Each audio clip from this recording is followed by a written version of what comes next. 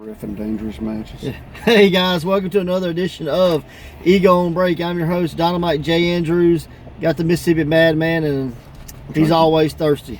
I'm trying to keep teeth from spilling on my crotch. He wants to, yeah, what? Okay. Teeth testicles. So we're back. We watched some wrestling. He's watched more than I have. I watched a good bit this week. I've watched BTE, so that's being the Elite. It was super cool. They advertised some of the matches that they're going to have at the next event, and they started hyping up All Out. That's going to be in Chicago. So what's going to be the main event? I have no idea. You're a lot of help. Yeah. Well, they didn't discuss a lot. Like the only match they really kind of built up in this episode was a Four Corners match with Hangman Page, MJF, Jimmy Havoc, and Jungle Boy. And I really dug how they put that match together. It's kind of funny. Like Hangman's like, "Hey man, who do we go to get matches? Like we don't have an authority figure. Normally if we just go, hey, I want to fight that guy, and his music just automatically plays. Like, and he's just standing in the back. So, kind of poking fun at how things work. And but they were doing a whole thing where he couldn't hear him. They were on cell phones. And so one of the Young Bucks was having like technical issues or whatever. Please stand by. Yeah, so his phone was cutting out, and so Hangman Page was asking for a match with MJF, and he was trying to describe, I just want to knock that unibrow. He's got that hair on his face, looks like a jungle. So all Young Buck heard was, oh, Jungle Boy, yeah, consider it done. So they put up the graphic, Page versus Jungle Boy, and then you see another conversation, and Page is like, what is going on? I don't want Jungle Boy, I want MJF. I want to raise some Havoc. And he goes, oh, Havoc, yeah, consider it done. So they put up another graphic, Hangman Page versus Jimmy Havoc, and he calls back and he's freaking out again. He finally can hear him, and he goes, hey man, I've got these guys booked. He's like, what if we just do a four-way? So it's kind of cool how they did that. They did the mailbag stuff. Christopher Daniels answered a question, and Sammy Guevara answered a question. They had one cool segment on there with MJF is at like a school, and he goes, oh, it's beautiful to be at my school, and shows like he put up a big poster of Cody Rhodes on the wall, and the greatest wrestler, and it's kind of like right next to Ric Flair, this poster. And one of the students comes and goes, hey man, like I don't think the owners would like for you, just putting stuff up on the walls and calling it your school. And MJF goes off on him and tells him not to make eye contact and all that stuff. And then he goes, you know what? I'm so sorry. Let's, you like ice cream? Let's go get ice cream. And it's my treat, for being disrespectful. And you see him walk off camera, and you hear like, oh no, quit! Oh, and the guy's screaming. And then they come back on, and the guy's eating ice cream. He's all banged up, and he goes, oh, I think it looks really nice on the wall. So it was pretty funny. So I definitely I'm getting into the BTEs. So if you're not watching those, definitely check them out. I usually try to watch them like at the end of the week, so I go hit them all at one time, because they're kind of short. I mean, they're 10, 15, sometimes 20 minutes, but I don't think they get much longer than that. So overall, it was a really cool segment. So that's cool. That's pretty much all I've watched, other than I seen like 6 seconds of the Undertaker versus Goldberg match where that's probably the most Undertaker paralyzes Goldberg with a botched tombstone. So other than that, that's all I've watched. It was a bad match, bro. Well, let's talk about that whole show. I know you watched it, right? The whole show is at an outside arena, which I didn't realize that really till about midway in the car. They did like some fireworks, and I was like, oh crap, it's outside. But the whole time everybody's been complaining about the heat. Yeah. And you can tell like these guys are not going full throttle. Well, you can't. Just like 100 degrees in there.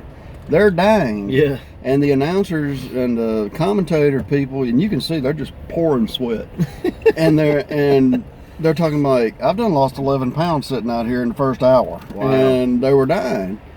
And in all honesty, if I had to tell you the only match I would recommend to go see, it would be Randy and Triple H. And it's because they pace themselves. Yeah.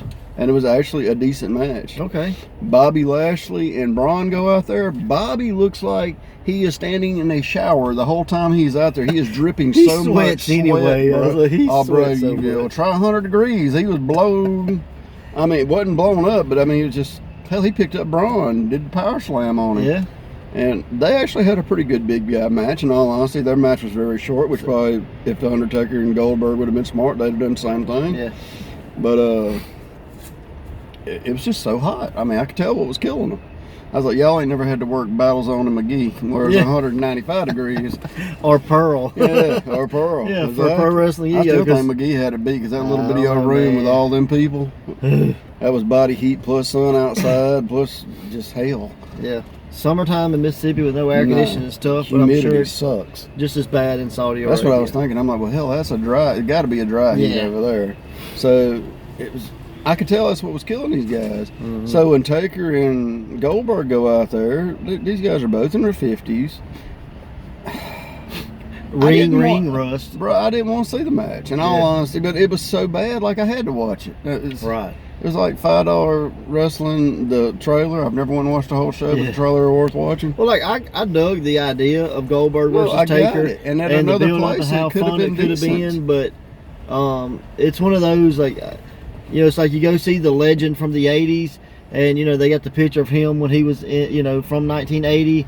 And you go and you're like, it's super cool to see him. It's super cool to meet him. If you're the guy wrestling him or tagging with him, or that's super cool. Once the bell rings, yeah, that's probably it. But the first 5 minutes is fine. Yeah. After you get past that, that's when Goldberg, he always does a spot where he throws you in the corner, you move, he eats turnbuckle. He does it every damn show because I believe that's the only way he knows how to sell. Well, that's true. I mean, if you go back and watch his matches, I'm not lying, this is what he does every match. And he evidently, I couldn't tell if he caught the turnbuckle or he caught the hook holding the turnbuckle. But when he stands back up, homeboy is just covered in blood. Wow. And he can't hardly get back up. And he's selling, and he don't know how to sell. So if that tells you anything. Well, I saw where he said he knocked himself out. He's unconscious. He said he hit the pole, is what he said. When he goes to pick up Undertaker for the jackhammer, like there is no jackhammer. He basically drops Undertaker in a brain buster, and Taker looked like he was pissed off. No. And as far as the tombstone went, he doesn't post for the tombstone. He doesn't. And like he didn't take his head either. If you watch, like Taker's trying to pick him back up. I saw such a short. Well, I'm just saying, if you watch the match, I've watched it like 4 times now. He's trying to lift him back up. So when he goes back up, he just can't. Well, I just saw like instead of hitting his knees, he kind of like hit this way. Yeah, he kind of hit an angle, but it was like Goldberg's way. But then Goldberg also had his head like this. Yeah. I mean, I'm sure he didn't want to put it in the Undertaker's bat cave, as they used to call that and be paralyzed. Yeah, me too. So, but the match is really bad. Don't watch it. They've actually edited out the final choke slam because I could probably jump higher than what Goldberg jumped. But again, he was asleep. I get this. But I mean, the match was bad. I mean, I just say quit trying to do the. Here's what I do. If you got Goldberg 50 years old, he's limited what he can do. Put him in there with a young guy that can still work. Or just say, hey guys, just go out there and punch and kick. Yeah, well, you know, in the words of a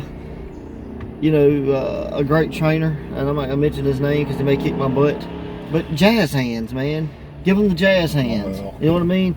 They could have got a 15-minute match out of punching and kicking and brawling over. You know, have a Tommy Dreamer match. You know, what does Tommy do? Punch and kick all over the building. I get that, but they wanted to try to get their spots in, and what little bit they got in, the spears were fine. The first choke slam looked great. The tombstone, if he would have posted, he'd been fine. Right. Who won? Taker. Okay.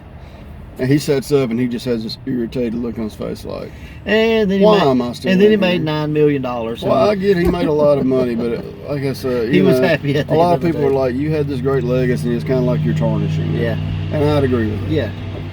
And I was, and when I saw one, it was a meme that said, "I gave up StarCast for this." Yeah. Where he would have just sat and told stories and made about the same amount of money. I don't know if he made the same I don't know what. But you know what I'm saying. He would have made a lot of money. I know when they was first talking about, they were talking that there was a rumor that the women may wrestle. Yeah, that got shut down by the government. I got you. From what my understanding is, now don't quote me on this because I don't know it for a fact. Internet rumors was that it got approved, and then the government stepped in and said, "Yeah, that's not happening," and it didn't happen. Cool. You know, and I mean, over there, that's how those folks It's a different set of believe. rules, man. I got no say so on that. You know, I don't Like exactly it or not agree like with it, them. you know. So That's them. Yep. You know, that's country where if your old lady makes you mad, you can pour acid in her eyes, and there's not nobody can do about it. So I mean, what can you say? Second-rate citizens, you know. Yeah, that's how they look at it. And if you look at the crowd, you can tell. Yeah. So I mean, that's a real big controversy, and that's why WWE's catching a lot of heat in more ways than one. Well, the thing is, though, they'd realize that just them being there is so groundbreaking to have any kind of thing like that. You know, well, they've never that stuff isn't allowed. Well, it's like WWE's like taking a step backwards in wrestling by not letting the women wrestle. Here, we're Well, taking I a get step that. backwards That's what I'm here. saying, yeah. Over there, just them being over there opens it's so groundbreaking. You know, But the whole thing is like, would you change your business just to go over there? Yeah. But you're changing your business. I mean, it's anything. If you go to, if you go anywhere, there's a different set of rules. You know, I if you agree. quit McDonald's and go to Taco Bell, there's going to be a different set of rules you got to follow. You may not like it, but if you want to be employed, that's what you got to do. So I mean, I don't agree with it, but that's the rules of that country. You know, where Sami Zayn did like a Syrian money for Syria. It was some kind of deal he did, and he made a buttload of money off of it. I thought that was cool. I saw where several wrestlers that took their money they got paid over there, and they're donating it all to a charity. right. So I mean, there's good coming out of it, but at the same time is that. But again, 10 10 years from now, who knows? WWE may be the people who led the change of thought. You know, it's possible. You can't just. You can't just open it wide open. You got to take baby steps, and just having entertainment over there is the first baby step. You can't go, oh, you should be like America. Well, no, that ain't the way it works. They had nobody win their 50-man battle royal. It was some guy that was born over there named Mansoor. But he's in NXT though. The crowd blew the hell up. I don't watch NXT. But every once in a blue moon. Well, it ain't. I wish you would have seen the crowd. It ain't Mansoor's fault that you don't watch NXT. You would have thought this was the main event of WrestleMania, bro. They blew up so damn big. If anybody had something negative to say, that one match, and I ain't gonna say it'll make the guy. It probably won't. Yeah. It'll get lost in the shuffle. Like sadly, a whole lot of people are getting down there lately. But for that guy, that's it. That's his WrestleMania moment. That may be as close as he ever gets. Maybe. So kudos to him. So that was cool, it, and it was Elijah putting him over. Elijah. Right. The guitar player? Yeah. Yeah. Elias. I said the wrong one. Yeah. Elijah. Not Elijah. I guess I was in the church area, so I was thinking about Elijah. All right, so MLW, you watch it? Yeah, I'd have to look up the results. Give me a sec. So, I'm so bad with names. I really am. Well, overall, how was MLW? I liked the whole show. I really did. All right, let's give the Saudi Arabia WWE a thumbs up, thumbs down, or thumbs in the middle. Don't watch it. Thumbs down. Don't watch it. All right, I won't even waste my thumb. So that's how I feel. He gives it a thumbless down. If it's so hot you can't work, figure out another way to do it. I mean that's just beyond ridiculous. Right. But I mean, you could tell it affected the whole show. Yeah. It's probably one of the worst WWE shows I've actually sat through. So, I mean, that's the only way I really know to say it. That's pretty horrible. And it's 4 hours. Oh, wow. You said of bad. So you wasted 4 hours, huh? Yes, I did. I can't get it back. And I mean, that's bad to say. Yeah. Well, at Ego, we go ahead and throw this out there. July 12th, it's a Friday night. Collins, Mississippi at the Collins Convention Center. Gonna do something kind of different. We're gonna have Pro Wrestling Ego versus the Battle Zone. I saw that. A lot of guys got their start from Battle Zone. Yep. Battle Zone's been around forever. At one time was part of the NWA, and so we're gonna we're gonna try our hand at not an invasion, but a competition between two brands. Yeah, we're having a football game, and we're gonna see what team wins. So if you're watching this, we hope that you're an Ego fan. Go check that event out. definitely represent Ego. Wear those T-shirts, bring those signs, and let's show them that Ego has the best fans in the world, or at least in the state. And support that. Support your team. Kind of on neutral ground, being in Collins, and we think it's gonna be something kind of cool, kind of different. Hopefully, gonna have some match announcements later on. Still trying to work out the details, but we definitely got a lot of stuff positive going on with that. And we're gonna have a collision course in Collins, Mississippi, July 12th. So make plans now to go and support pro wrestling. You go support your hometown team. You know, pretend this is your favorite NFL team or basketball team or high school football team. Cheer who you want to. Yeah, go out there and show support for your promotion. So I think that's a cool concept, and hopefully it'll be really cool. Well, the first match was Cotto Brazil versus Richard Holiday. Okay. And I'd never really got to see this guy work a singles match. I've seen him work one match. And I was actually impressed. He's with good. Him. And I didn't realize how big he was, or I didn't realize how little Coto's a small guy. Because he looked like a bear compared to Cotto Brazil. Let me guess, Holiday won? Yeah, gut rich powerbomb, but really a decent match. Okay. Excuse me. I'm going to try to guess the winner since I have no idea what that is. Airwolf versus Ace Austin. Very, very awesome match. Yeah, Ace Austin? He win? Don't remember. Oh. I think he did. That sounds right, but I'm not positive. I'm not looking at results. I'm just looking at the matches. I think he did. I'm not positive. Ace did work more heel in this one, and I actually agreed with it. Because like he was going after the mask and stuff like that. That's cool. But they talked about something with Airwolf I didn't realize. How old do you think that guy is? I mean, he's got a mask on, so it's kind of hard to tell. 20? 19. Yeah. I've talked to him about bringing him into Ego. He's a young cat. It was a really good match, though. Right. I mean, they showed off and showed out and showed up. And, hell, even Jim Cornette was giving it in for the Kiki and Flippy. And you know how he is, so I thought that was kind of cool. Then the main event is MJF versus Davey Boy Smith Jr. Yeah. And Davey Boy won? Yes. Oh, cool. What do you think he won with? That's the Bulldog Slam. Yep. Makes sense. I was just glad he's doing that in dedication to his father, but yeah, that's what he won with. As far as it goes, I give it thumbs up. Serena De La Renta, is that right? Yeah. I'm bad with Spanish. I don't speak very much. And what little I do would probably get me in trouble. That's pretty. She set up a match because she's going to be over the show again like they did before between, oh damn it, Callihan and Light Beers and Lariats, and the winner stays and the loser is gone forever. Wow. So that's her way of getting away with the competition. I dig it. So yeah. I dig it. So who do you think will go? It's Callihan. I say it's going to be a double interference so nobody leaves. Could be. Because that's two of their main guys right now. I don't see them losing either one.